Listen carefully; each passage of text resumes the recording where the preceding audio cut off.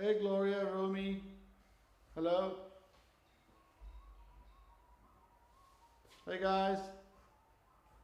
Can you hear me?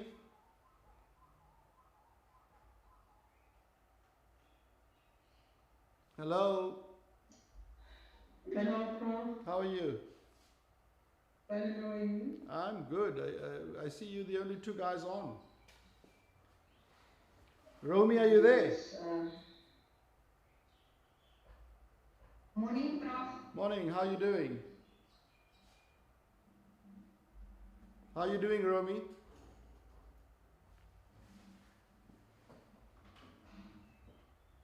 Can you hear me? Morning, Prof. Yes, I can hear you. Okay. Okay. So it seems a lot of people, for some reason, are not have not joined. When did you receive the links? I received this one now a few minutes ago from our provincial office. But then also, I'm not sure what the confusion is also because remember, I'm in the group with most of the colleagues from Limpopo, I think it is. Right. And they said the training was on Monday. No, Because they joined on Monday. so you in Department of Health or DSD? Social development. Social Development. Okay, so we did have training on Monday, but you can stay on. And Gloria?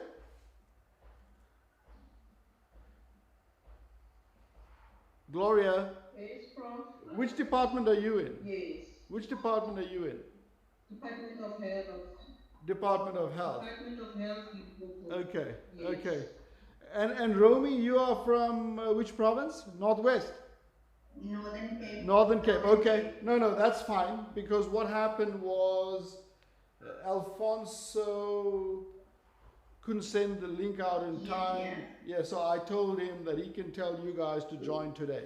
So it's right. You are where you should be. Oh, okay. Okay, so I'm not sure if you and Gloria, when did you receive the link? Gloria? I received the link. Yes, the link was sent some time back. Let me see. It was on the 20th of April. Okay, so do me a favor. I mean, it doesn't matter. Okay, we're going to go ahead either way, and people can watch the video. I'm sure a lot of them decided to do that. But if you want to just inform your colleagues that are in these WhatsApp groups, or if you have an email listing, just message them and tell them that we are live at the moment. So if they want to join, they can join. Alternatively, I really don't mind. I mean, the videos are available, so people will be able to watch this in any case. So if you want to send those messages, but in the meantime, I think we'll get started, and we see Josh Munsami. No, that's this one. That is A.M. Punyane. Okay, Punyane. Hello. Hello, Prof. How are you? I'm fine, and you? I'm good. Tell me, where are you from? Which province are you from? Free State Department of Health. Free State Department of Health. Where's all your friends and colleagues? Still on holiday? No, I think they will join. Okay, they will join. Okay, so this is essentially your final module. You have a project, but the project we will do virtually. So this is actually the final module for you that's lecture based. It's also, I think, one of the more experienced modules. One of the more important modules. And as I said, we should, it's a short module. So we did DSD on Monday, and we were done by about 2:30 p.m. And I think we'll probably be done around the same time today. So, and we'll get all the content in. There's not a lot of content. It's pretty simple, but you can always go and revisit the videos if you want to. I've also sent you, I hope you received the readings. Mr. Sabola would have sent those readings to you. You had about 5 or 6 readings. And that's also available on the electronic learning management system. So you can go there and access the readings. Today essentially is about how do you manage that patient experience and manage the staff experience. So that's kind of what today is. We've also in the process of putting together a YouTube series that's based on the content of this program. So, you know, you'll get 10-minute kind of bite-sized chunks of healthcare quality and patient safety, and you can actually go and access that and watch specific areas that you need to catch up on. You know, whether it's the HQS framework or whether it's the costing or how do you actually measure, how do you present data, how do you assess causation. So we'll have all of these component parts but in bite-sized chunks, and you can go back and pick and choose what you want to watch. Hopefully those YouTube series will also have some local South African cases, which I will be discussing with probably, you know, a lot of you that have taken this program. I'll also tell you that on Friday I met with the National Technical Committee for Quality that actually reports to the presidency. I did a 5-hour workshop with them, pretty much going through these 5 months in 5 hours. And I think what you're going to find is that the model that we use, the philosophical approach of high reliability and the actual quality management process that you've been taught is going to become the national norm. So we're in the process of getting all through. So you'll have a head start. You have these videos. You will have access to the YouTube channel. And as I said, we will embed cases in there as well. So that's just some background. And I think we can get going. So we can be done early. If you guys, so you guys are, you know, can ask as many questions as you want because you're the only ones on. And I guess if you really want to switch on your videos as well, feel free to do that because we don't have a lot of people on. So if you want to actually switch on your videos, I'm sure that's okay. Once again, we have Vic, who's our tech guy here, managing the camera and managing the transmission, etc. So we just want to say a word of thank you to him. Okay, so what I want to do is quickly kind of go through the whole HQS 360 framework, talk about those different component parts, and kind of review quickly what we covered. And to me, I think this is an important framework because if you remember the framework, you understand the essence of quality and patient safety. Okay, so remember the model that we use is called the HQS 360 framework.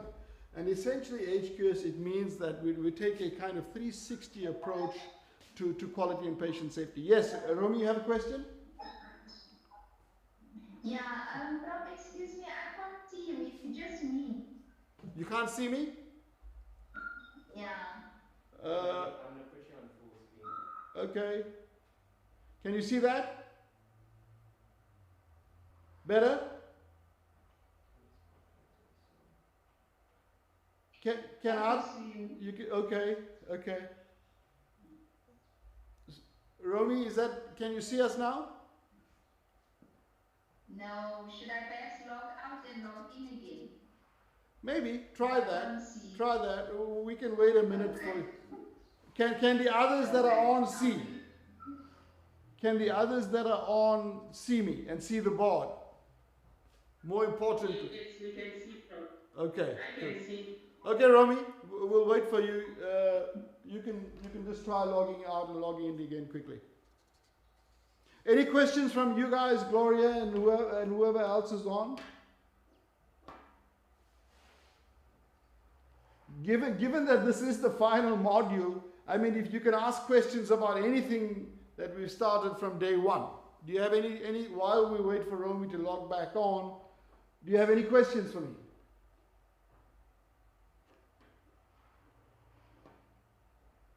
You're not going to have an opportunity. Blandine, I see you back. Welcome. Thank you, Prof. If Blandine doesn't have a question, then it's a bad day. Any questions about anything we have covered to date? For now, I don't have any questions. For now, okay. Well, as I said, feel free to switch on your videos. We don't have too many guys on, but you know, we're going to go on. People can come back and watch the video. We've allocated 1 day for this, but as I was saying earlier on, we did exactly something, you know, a similar module for DSD, but I know DSD from Northern Cape is on today. We had 3 other provinces on Monday. We were pretty much done with the content by about 2:30. I expect it to go at the same pace today. Okay, is Romy back? Yes, and I can see you, Prof. Okay, good. So just to recap, what I'm going to do is start by just recapping essentially the course to today. Okay, and what is, you know, I always say, if you remember this framework that I put up on the board now, it's pretty much the whole course encapsulated in one framework. Now, this is, you know, the way I remember stuff, I remember frameworks. And kind of this is the framework of frameworks.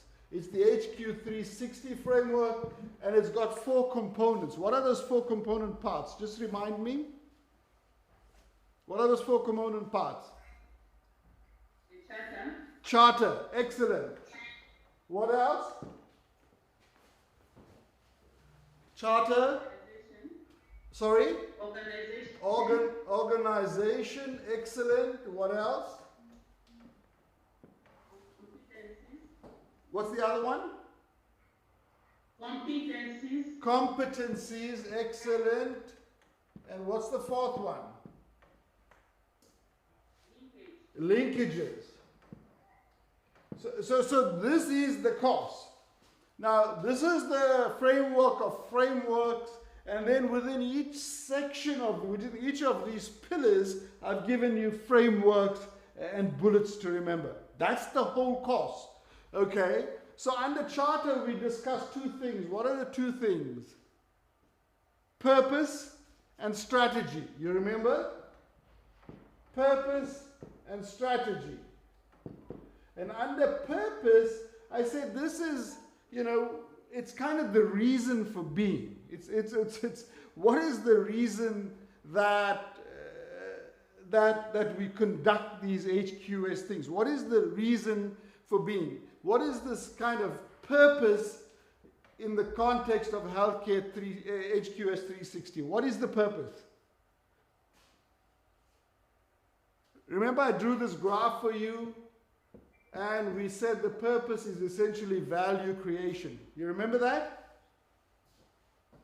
And what I said is that the Institute of Medicine has kind of defined what value means to us in the context of quality and safety, and they use the acronym STEEPS.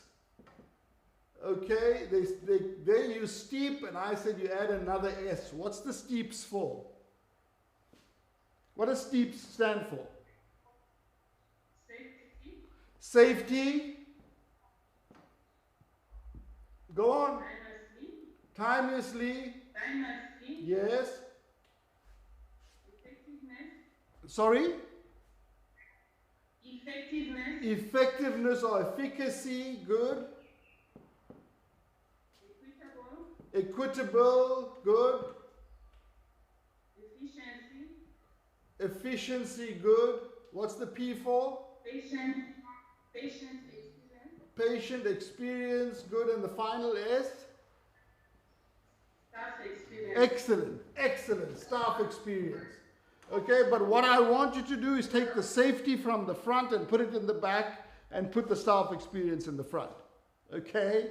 Because, you know, to me, that's the key. If you optimize the staff experience, the rest don't become issues, or you minimize the issues. So we switched that around. Good. And then I also said, so that's the kind of defragmentation of value. I also said value is equal to output over input. And remember, we said value, output over input, it means quality over cost. Okay?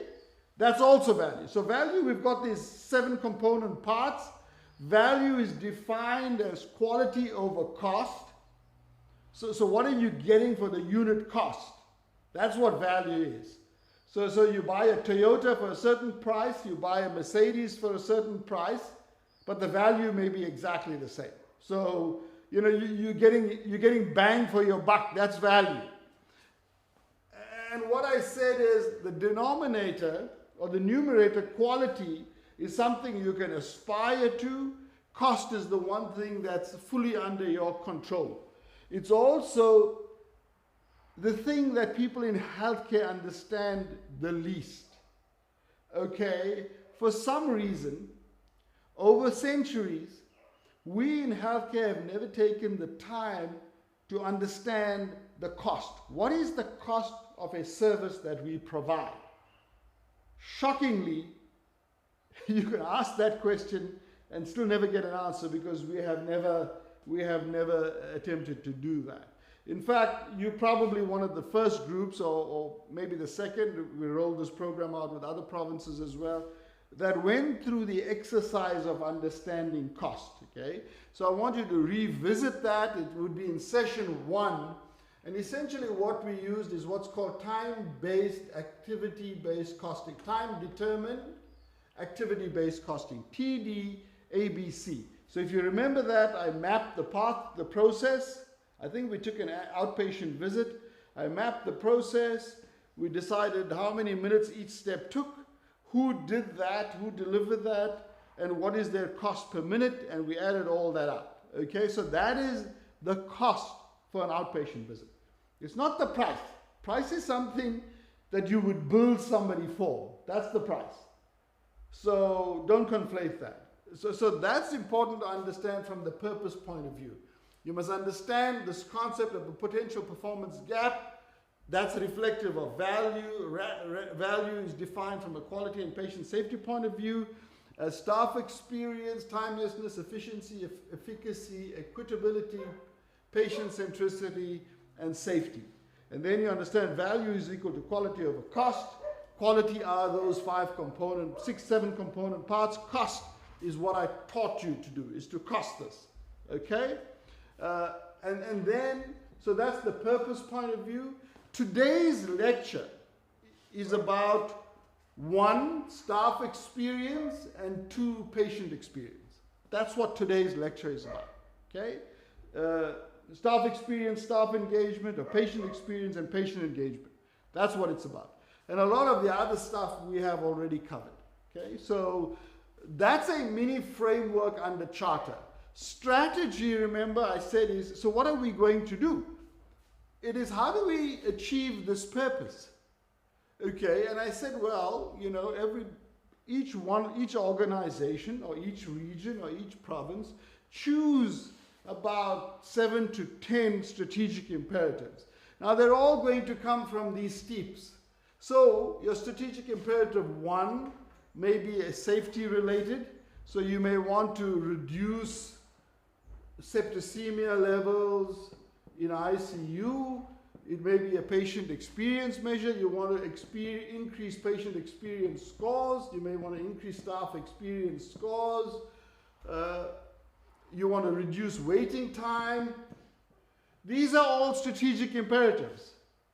Now the strategic imperatives, you know, will vary from organization to organization, region to region, province to province, based on the data and what the key issues that your organization or province encounters, and also what are the things that you want to tackle for that particular year. That's what the strategy is all about, okay?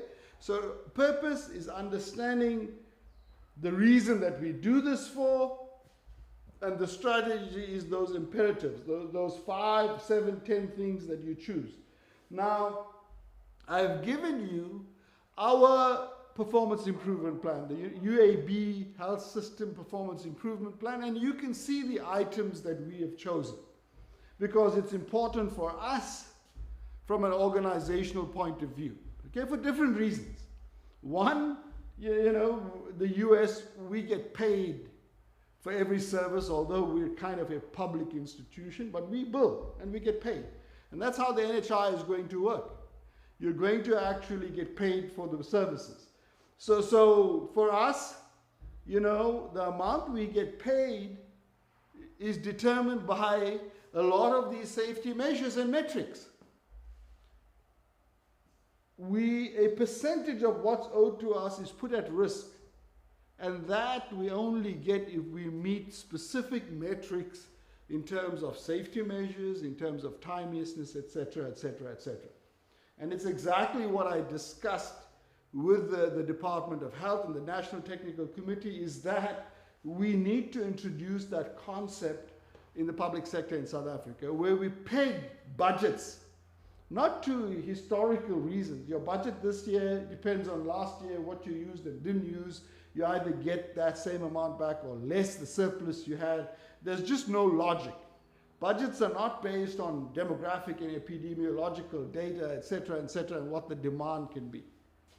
But my thesis is that we need to put a percent of that budget at risk, meaning if the hospital or institution does not meet specific targets in terms of these 7 things, they don't get the money. Okay, and that must filter down, because if we don't get the money, our physicians don't get their full pay, our nursing staff don't get their full pay, our support staff don't get the full pay. Okay, and what that does is it helps drive everybody to achieve these metrics. You know, the security guard and the maintenance guys are as important for patient safety as the physicians are. Okay, so bear that in mind. So that's the charter. The organization, I said, comprises 3 components. What are those 3 components?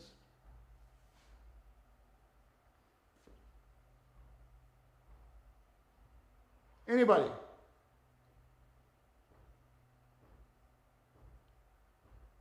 What's the 3 component parts of organization? Structure. Good. Structure. 1, what's, sorry? Systems. And 3? Process. Great.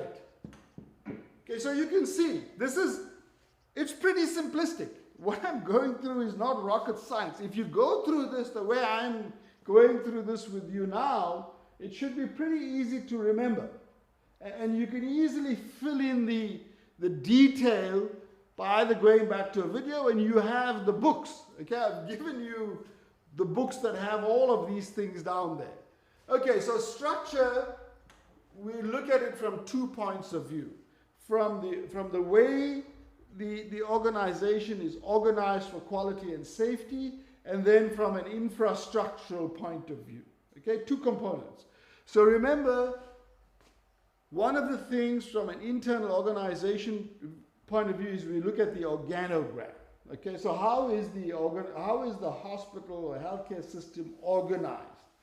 And generally the principle is very similar, is you have the board, then you have your C-suite, so your CEO and your COO, and then you have reporting to them all the department heads, and then under them you have their clinical or support teams. Okay, that's the generic kind of organization for hospitals and healthcare systems.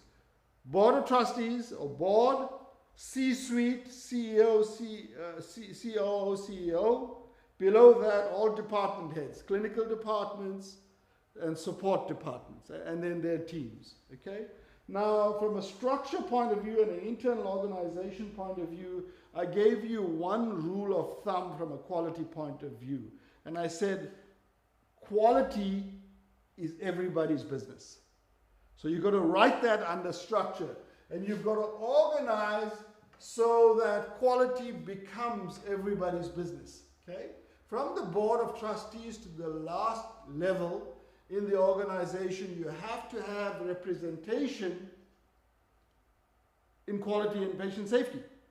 Okay, and not only that, it goes across. So every department has to have a responsibility and representation in quality and safety.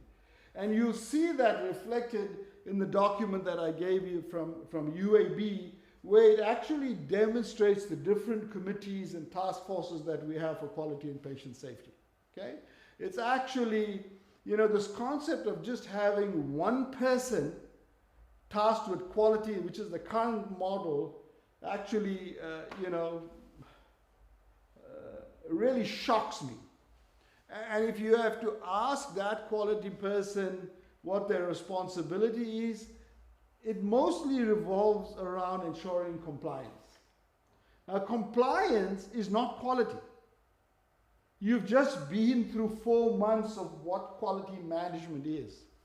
And you can see that that person that you have, this is not what they do.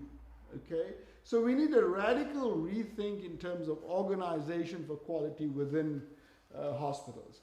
The general trend is that we actually have somebody, you know, so in the US the model works that you have the CEO and then you have vice presidents under them and you have a vice president for quality and safety. So in the C-suite you have somebody who's responsible for quality and patient safety.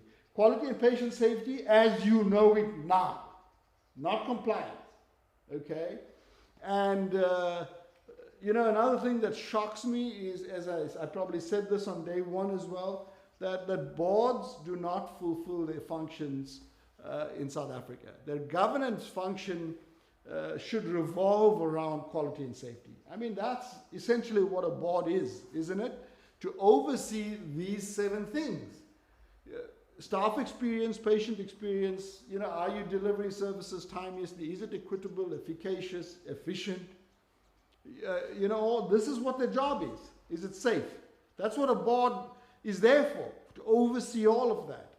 But you'll rarely find anybody in any board in South Africa having any knowledge about quality and safety. You cannot oversee quality and safety without this level of technical information that we're putting up on the board now.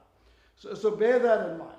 You know, if you have an organogram, you'll know you're on the right path if you map these committees and every single level from board to the last hierarchical level is represented and then every department across.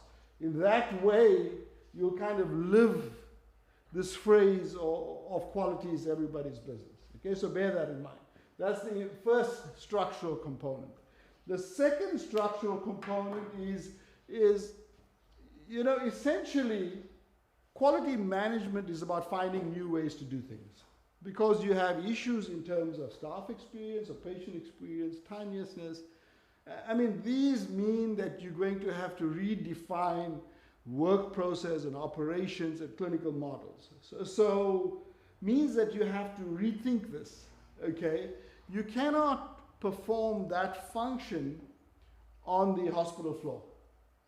So if you want to reduce septicemia by improving the way that a IV line is inserted, you can't practice that in the ICU.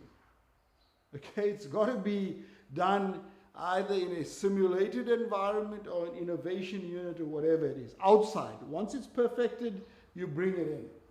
If you want to reduce waiting time, you go and simulate the layouts, you simulate everything, you know, in a simulation or innovation center, and then you bring it back in.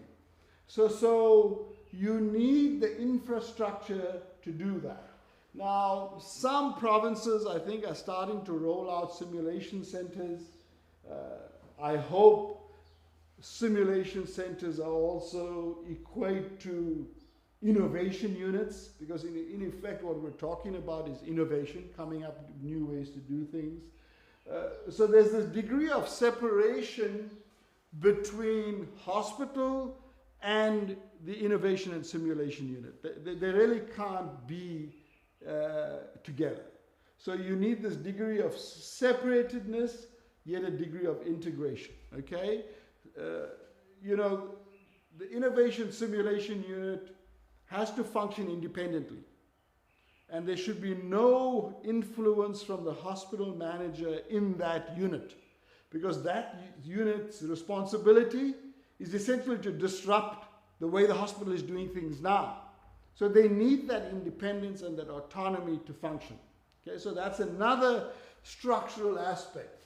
You need it separate, but actually integrated. Okay, so if you have to draw a graph and you put separatedness on one axis, integration on another axis, you want to be in that top right-hand corner, high degree of separation, high degree of connectedness, which sounds kind of crazy, but that's what it is. Okay, it's separate operationally, but it's integrated from a function point of view, because the problems that these innovation and simulation centers solve actually come from the hospital. So it's linked, but they do stuff their own way. So those are the two structural aspects that we cover under organization. And the systems, what did we cover under systems? Just one thing. What's the one thing? Remember I said quality management is about behavior change as much as anything. So if we want to change behavior, we have to align how we do things with the change that we want to see. And then I gave you an equation to try and drive that behavior change. Okay, what is that equation? What is that equation for behavior change? Vic, can we get the aircon on, please? What is that equation for behavior change? The equation is equity. Good, equity. Yeah. Times? Which is ES, and then it's times S squared. S squared, what's the S squared?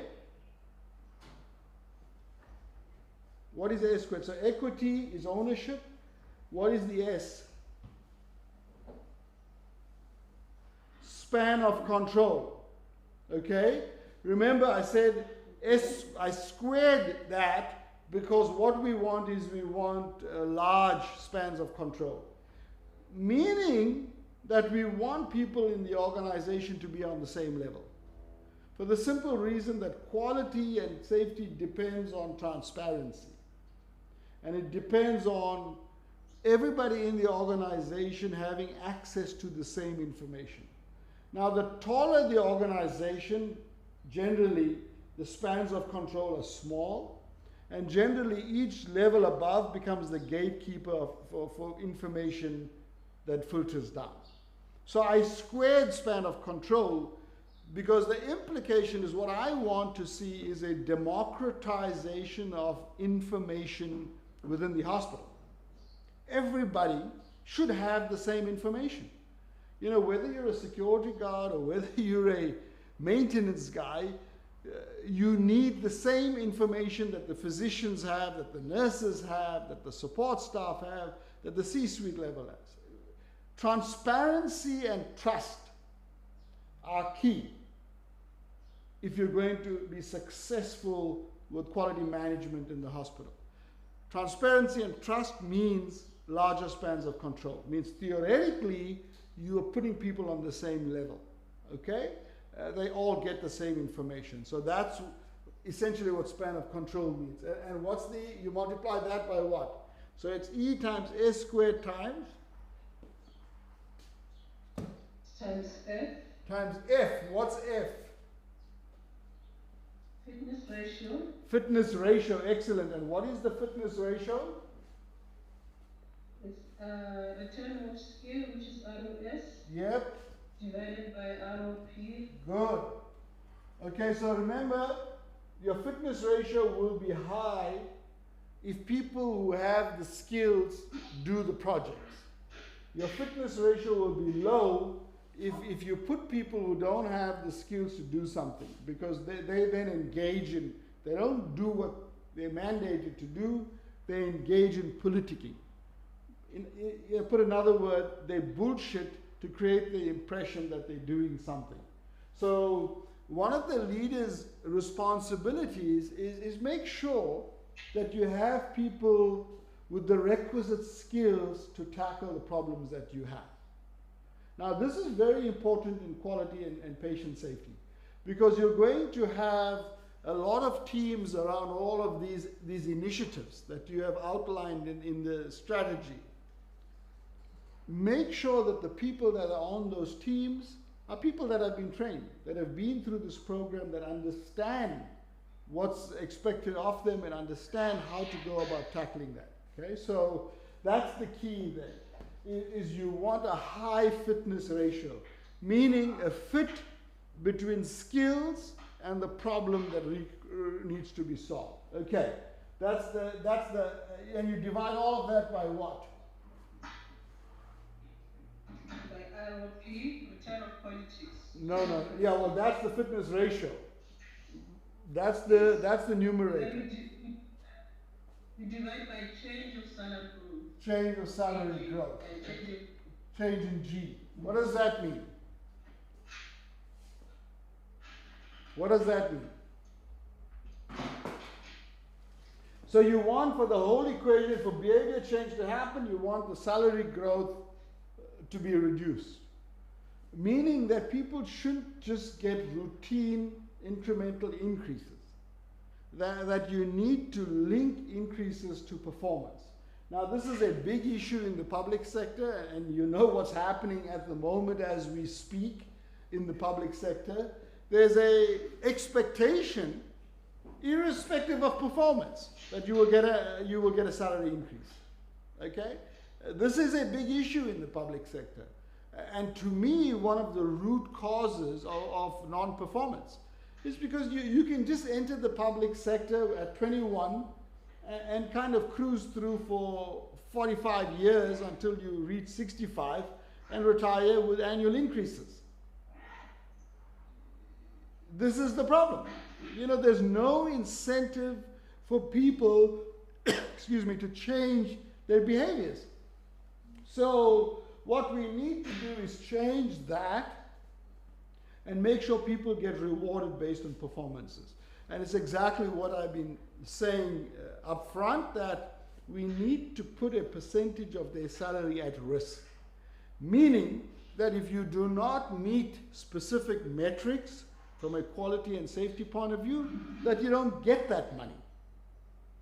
Okay? So it's pretty disruptive thinking, but you know, honestly, we're never going to improve the public sector if we don't do that. Okay, so that's the kind of one thing I taught you on the systems, and essentially it is you have to put in place these kind of strategies to align behavior change to what you want. And that's the equation that you will remember, okay? And then finally, from an organization point of view, we did the process. Now, the process is kind of what took up a lot of the whole course, because you know, we wanted you to understand that. And if you remember, the process starts with management, and it's then assessment. You find a gap, yes, you do causation, solutions, implementation, and then assessment. You know this whole, that's the quality management process, okay? Now, measurement, remember, is comprised of 4 things. We have to measure 4 things: outcome, process, structure, and then patient experience, okay? Under structure, staff experience is covered there, because structure actually means that it's the environmental stuff, and anything related to staff is part of that. So remember, measurement, 4 things, and I told you, we kind of taught you how to measure. You must present measurements in terms of rate, ratios, proportions. So figure out what's the numerator, what's your denominator, and based on that. We also kind of went briefly around how to actually collect data and how to present it. Okay, so remember, you have to collect data at regular intervals. And you know, we're not, let's assume you're collecting waiting time. Now, it doesn't help you to collect to assess waiting times once a year. Okay? You've got to do this regularly. You've got to do it frequently so you can make adjustments almost in real time. And so sample size is important. You know, so what's this population that you're going to use and what sample size? And you know, I use a rough kind of estimate. If your population size is less than 30, so in other words, if you're a clinic that only sees 30 outpatients a day or less, then you've got to sample the whole 25, if you only see 25 patients. So 30 and less, your sample is the full sample, is the full population. If your population is between 30 and 500, so you're seeing 450 patients in the outpatients a day, your sample size should be 50. And you will choose those 50 randomly. Now, statistically, if you choose all 450 or just a randomly selected 50, you should get the same kind of data. And if it's above 500, so you see 700 patients a day, then you choose 70 randomly. So that's just a ballpark in terms of how you would sample. And then you decide, well, what do you need to measure? Remember, you have to measure something that you can change. Okay? Don't measure something that you can't actually change.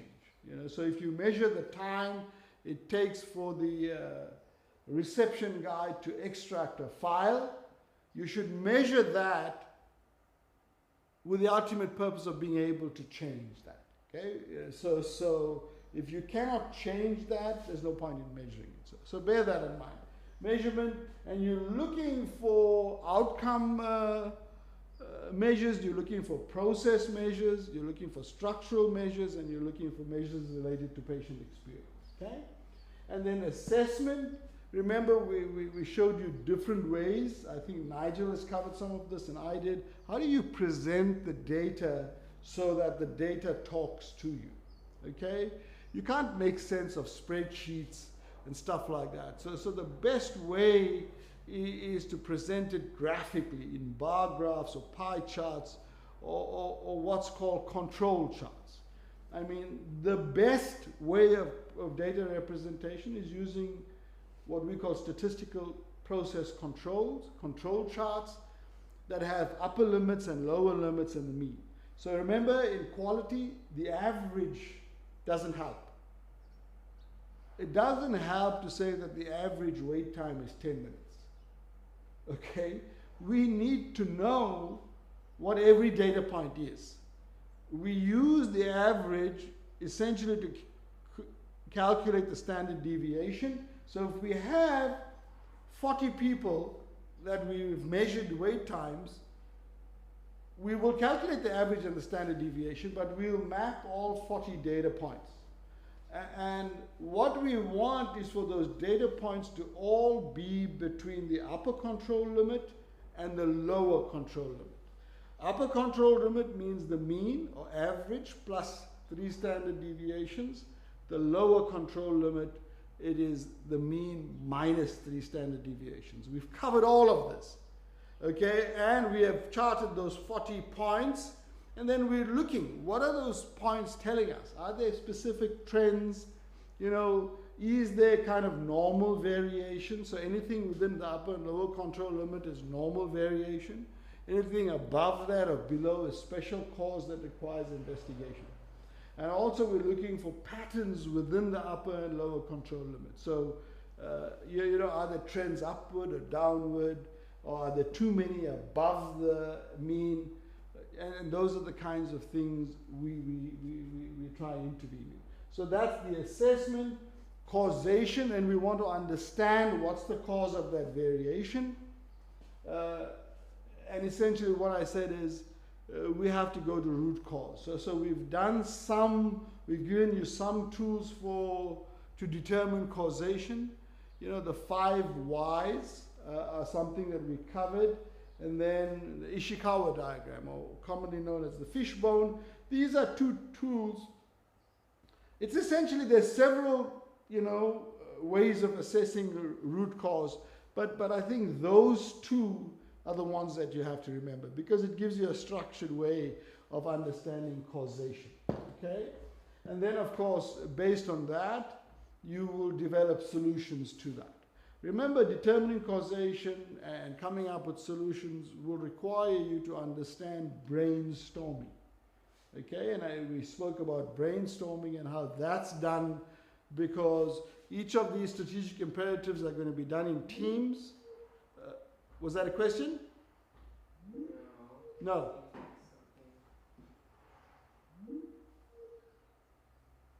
Can you guys hear? Are you guys back? Can you hear me? Yes, Okay. yes, you can hear. Okay. So remember, you're going to put together teams to tackle these. And the way that teams tackle it is essentially to determine causation and the solutions, etc., is actually using brainstorming. So a team of 6 for each of these brainstorming is going to be their key tool. Okay, so understand the concept of brainstorming thoroughly. It's an important tool. We also covered under your last module on patient safety what's called failure mode and effects analysis.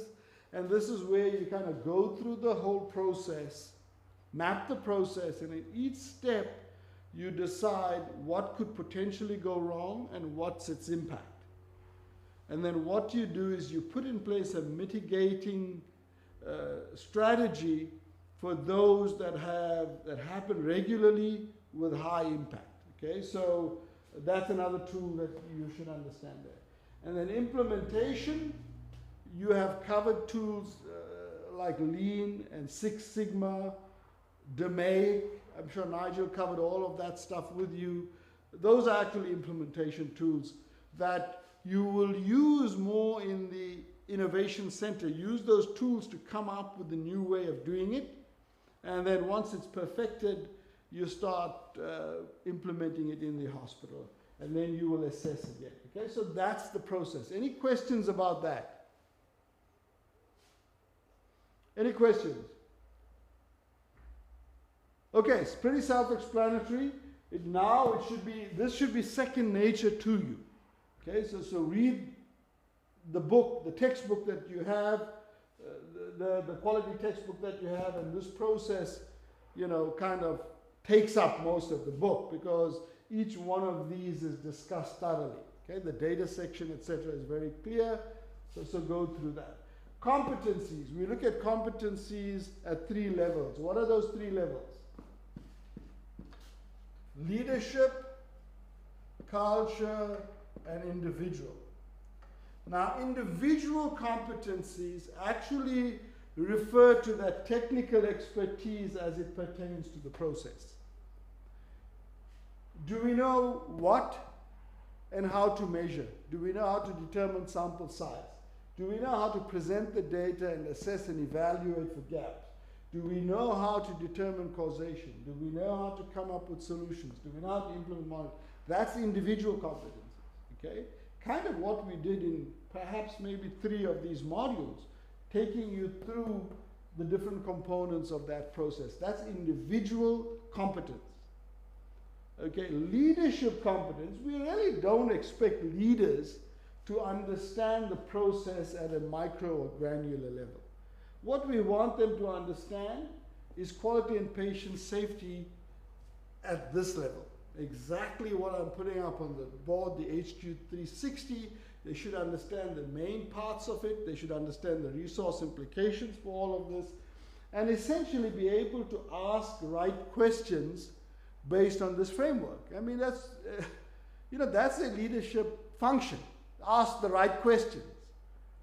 And that's also what differentiates a good leader from a bad leader. Good leaders ask the right questions. They usually have people in their organization who can answer them, but if you ask the wrong question, then you're off on the wrong path. Okay, so leaders have to have these kind of competencies, and I said individuals is the process. The cultural competency that we're looking for is this culture of high reliability. Okay, and we call this the culture of high reliability organizations. Now that's a new concept that we introduced to you called HROs. That's also a concept that is going to be embraced by the National Department of Health, because that's the culture we want, high reliability healthcare. And that concept comes from industries that operate in very complex, I would say dangerous situations, but they're able to do that extremely safely. Okay, so much so that when you map healthcare against them, whether it's the airline industry or whether it's, you know, aircraft carriers or whether it's nuclear power plants, or those guys are actually far safer than us. Okay, so this concept comes from studying those highly complex organizations that operate in dangerous environments, and then we extracted 6 things that these organizations do well, and then what we did is parlay that into healthcare and say, well, okay, this is what we need to do in healthcare. Okay, so what are those 6 things that characterize HROs?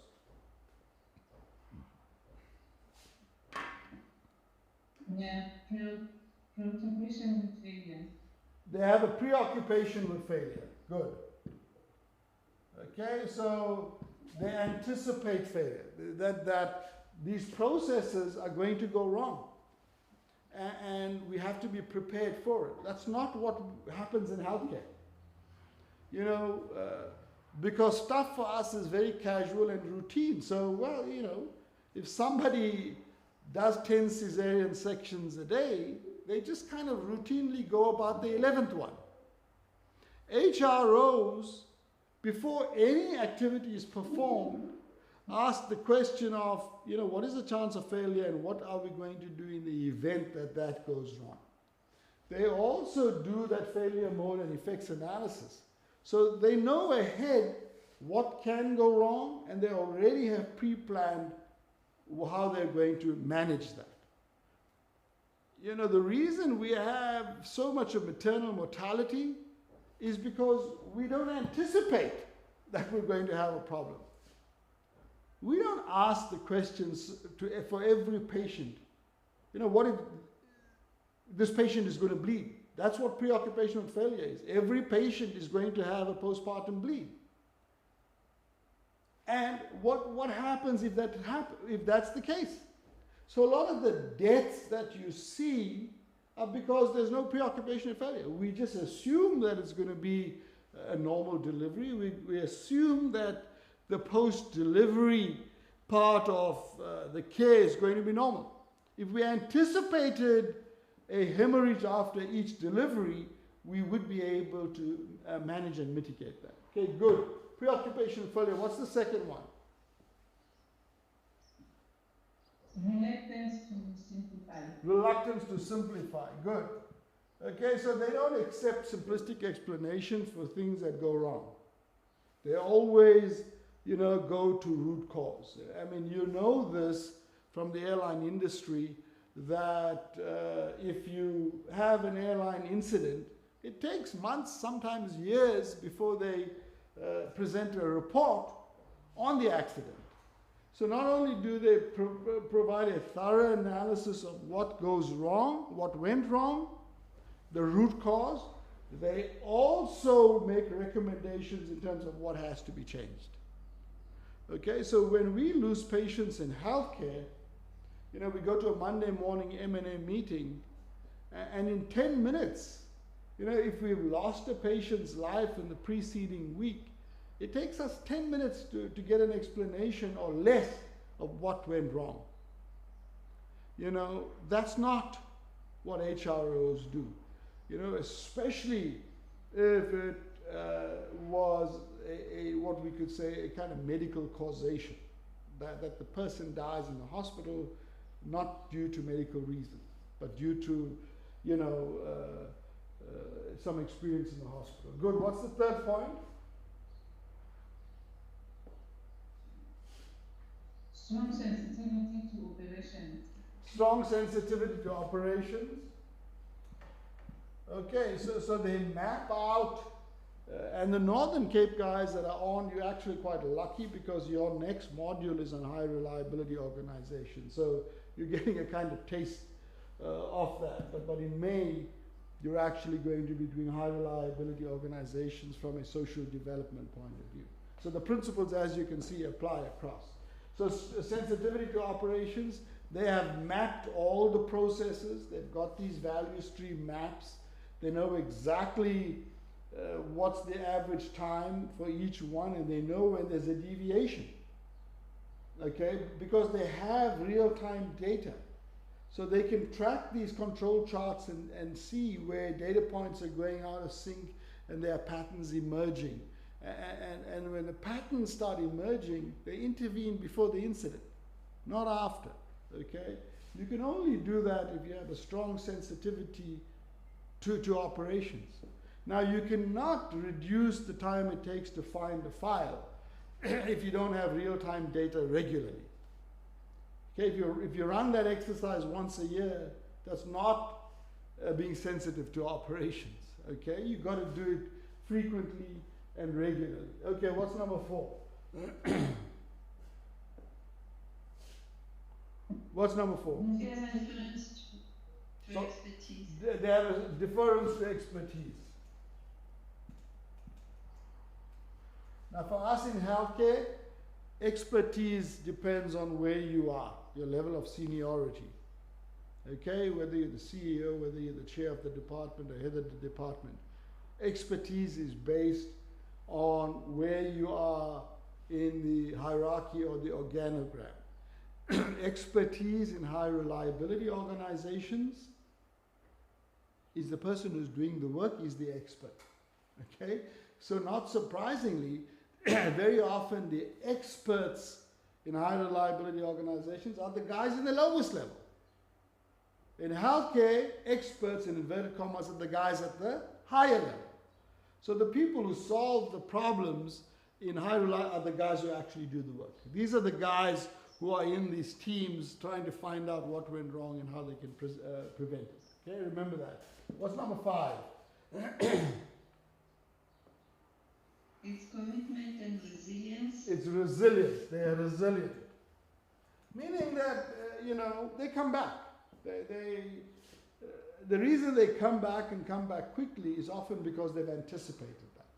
Okay, their preoccupation with failure, their sensitivity to operations make them actually resilient.